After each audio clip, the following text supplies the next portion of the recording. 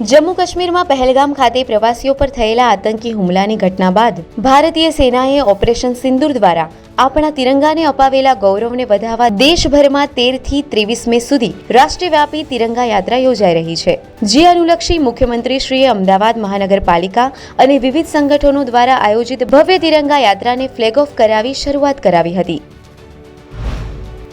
મુખ્યમંત્રી શ્રી ભૂપેન્દ્રભાઈ પટેલના હસ્તે ગૃહ વિભાગના આઈ પ્રગતિ તેમજ તેરા તુજકો અર્પણ પોર્ટલનું લોન્ચિંગ તેમજ સાયબર ક્રાઇમની નાણાકીય ફરિયાદોના આધારે ફ્રીઝ થયેલા બેંક ખાતાઓને અનફ્રીઝ કરવા માટેની ઓનલાઈન એપ્લિકેશનની શરૂઆત।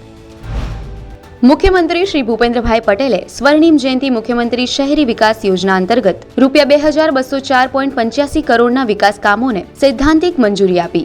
આણંદ, પોરબંદર, મહેસાણા, સુરત, ગાંધીનગર, ભાવનગર, જામનગર, વડોદરા તેમજ 3 શહેરી વિકાસ સત્તામંડળ સુડા, રૂડા, બાળા અને 5 નગરપાલિકાઓને વિવિધ વિકાસ કામોનો લાભ મળશે।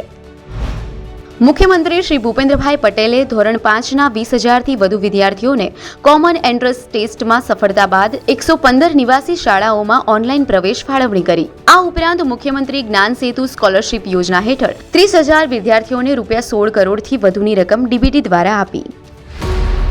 વિકસિત ભારત, વિકસિત ગુજરાત।